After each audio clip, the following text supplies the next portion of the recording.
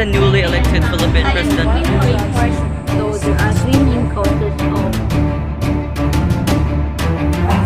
Unlocking the history.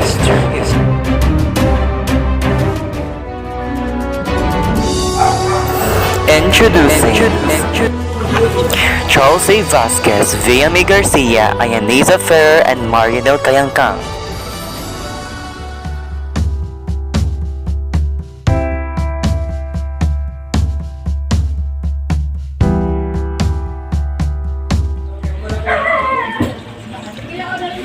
Good day everyone, I am Charles A. Vasquez and we are going to discuss about the controversial topic here in the Philippines. And the topic is all about war against drug.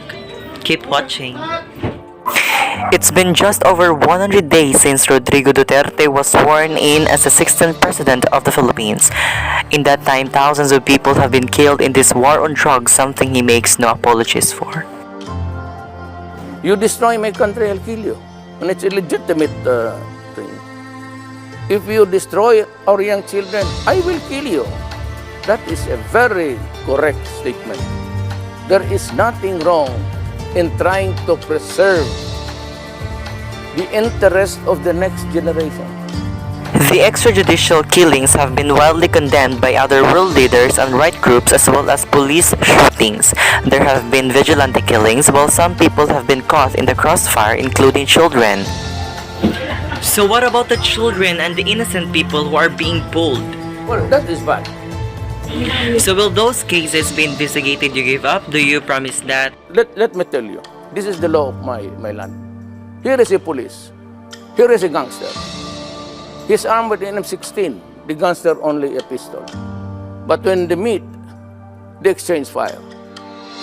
With the police with an M16, it's one burst, and hits 1,000 people there, and they die. That's not criminality. Foreign policy is also changing quickly under Duterte's day's leadership. Traditionally, strong relations with the United States are strained. And Duterte say he wants a better relationship with China despite a territorial dispute between the countries in the South China Sea. He's about to go to Beijing, but he says he will not compromise on the disputed reefs and islands that he says belong to the Philippines. Nobody in the Constitution allows anybody to give it up. Even the president cannot give it up. Those are our entitlements. This is an island. Everybody, every country in this world is given its own fish pond. That's your fish pond where you get the fish, the shells, and everything. You cannot give it up. You can only negotiate to prevent war. Opinion polls suggest the president's approval rating has dropped a little, but he remains a popular leader in a country that elected him to get things done, however controversial they may be. Since the newly elected Philippine President Rodrigo Duterte took office in June 2016, more than 7,000 deaths have been linked to his ongoing war on drugs. Despite international condemnation of extrajudicial and vigilante killings, the statistics show no sign of slowing down, and the administration remains firm in eradicating people engaged in illegal drugs. This article inquires whether the Philippine war on drugs is an act of genocide, using Gregory H. Stanton stages of genocide. Based on data drawn from news articles, policy issuance, government briefings, public speeches, and available drug-related statistics, this article argues that Duterte's rhetoric and policy satisfy the stages of classification, symbolization, dehumanization, organization, preparation, extermination, and denial. The analysis is in this article hopes to send a message to the international community, civil society, and the Philippine government that the human rights situation related to the war on drugs in the Philippines needs to be addressed immediately. It also aims to demonstrate the utility of Stanton stages in identifying early warning signs of genocide. For more information, let's watch this video and understand the situation of Rodrigo Roa Duterte, our president, in handling the war on drugs. Courtesy of the GMA7 network. Hindi raw kontrolado ni Pangulong Rodrigo Duterte ang mga tinatawag na collateral damage ng kanyang kampanya kontra droga. Isa yan sa kanyang mga sinabi sa one-on-one interview sa kanya ni Jessica Soho. Ayon sa Pangulo, gera raw ang idineklara niya at giit ng Pangulo ang gera ay gera.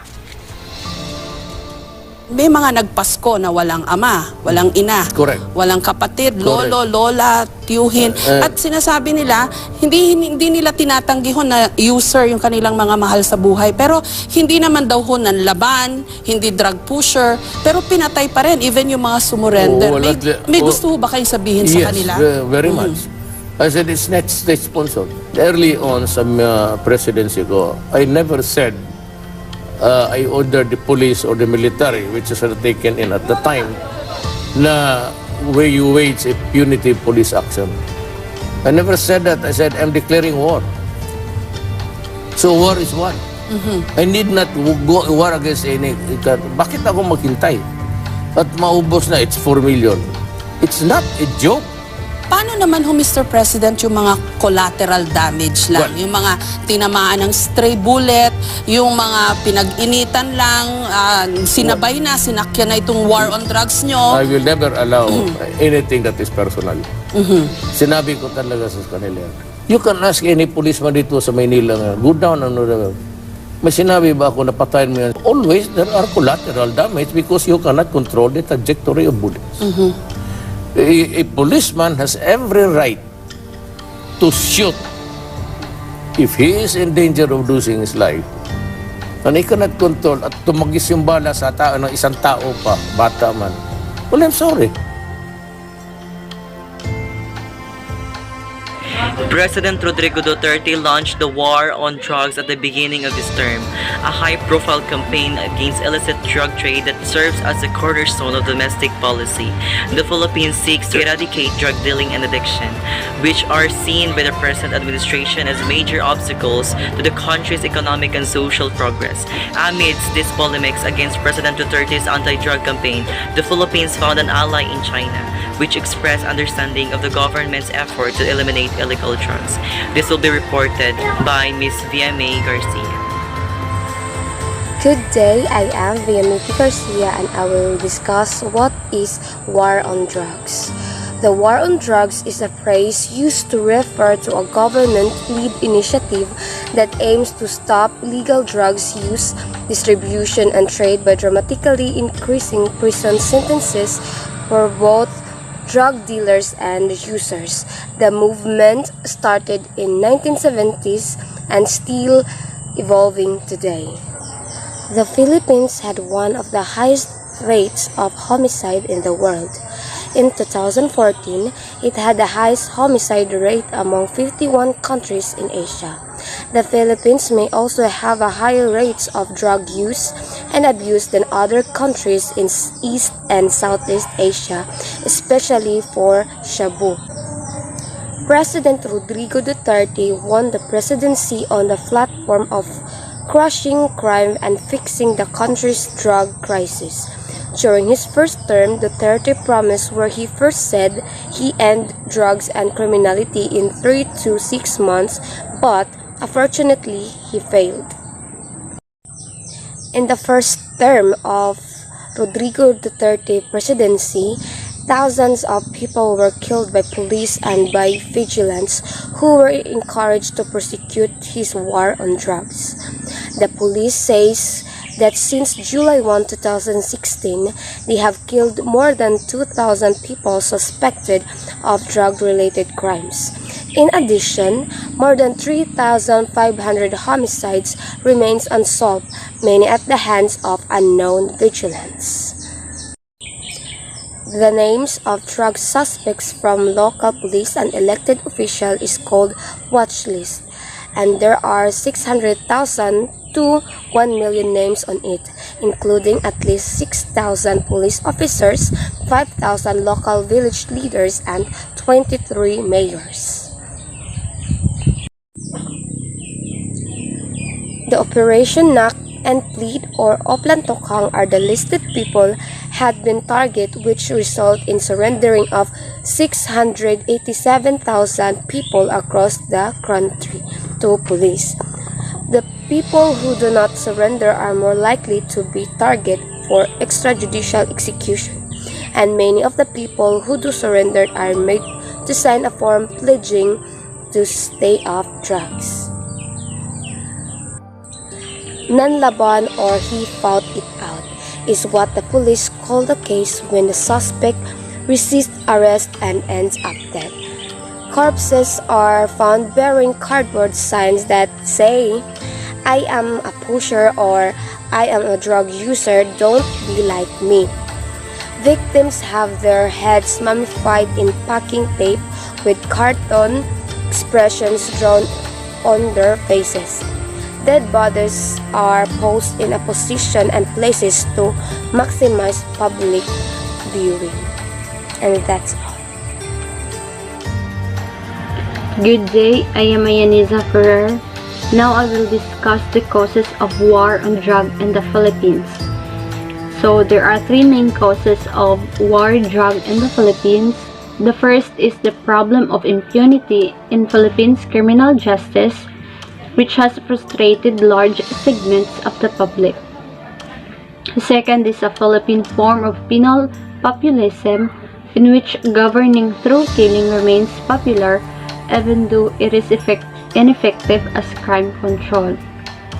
And last, a form of democratic underdevelopment that is perpetuated by a narrow elite who ruled Philippine society for their own benefit. The first cause is criminal justice. The Philippines may higher rates of drug use and abuse than the other countries in the East and Southeast Asia. Especially for methamphetamines or what we call shabu, Philippines has the higher rates for crimes such as theft, robbery, and rape.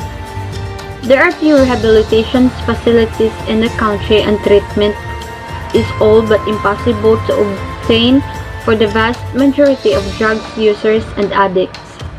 So there is some saying that although methamphetamine often harms individuals, families, and community, but it performs positive functions especially for the poor. It empowers manual laborers to work for long hours. It alleviates hunger. It provides emotional escape from the grinding condition of daily life that millions of Filipinos are endure.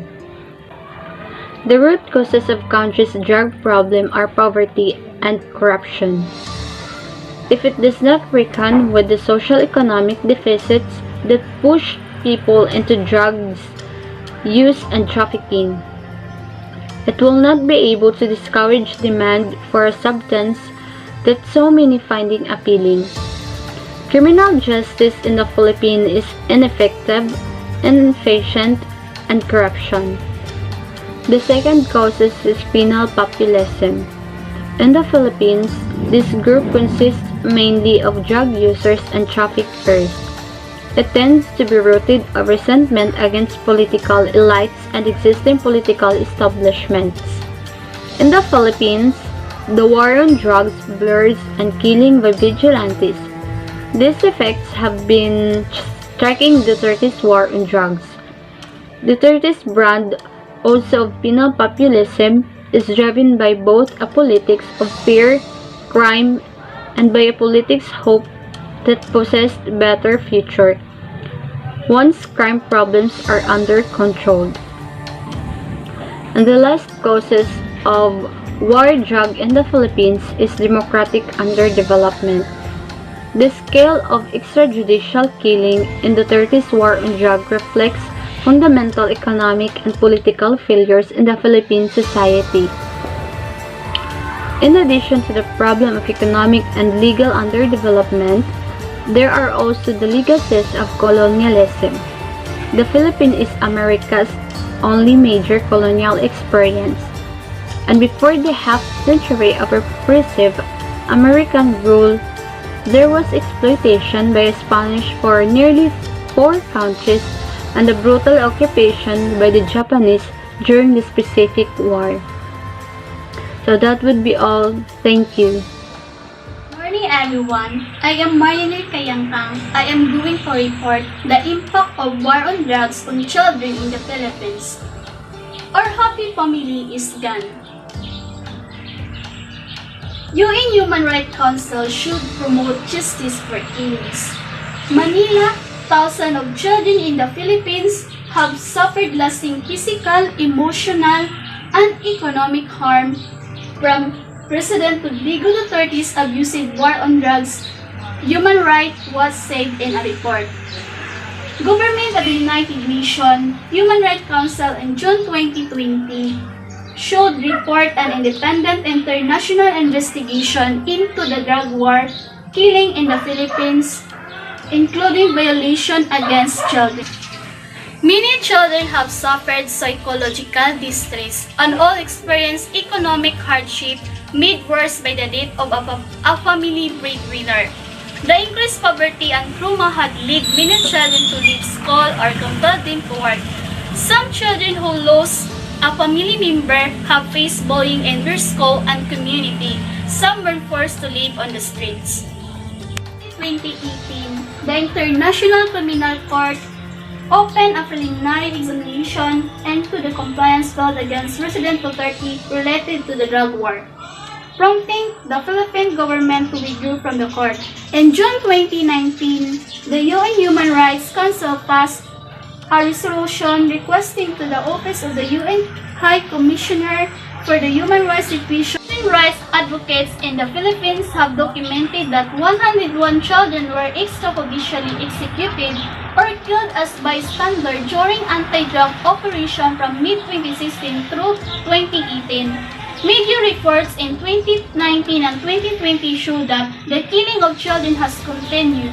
The impact of drug war violence goes beyond the killings. Human Rights Watch found children describe the hardship they suffered because of the murder of the loved one.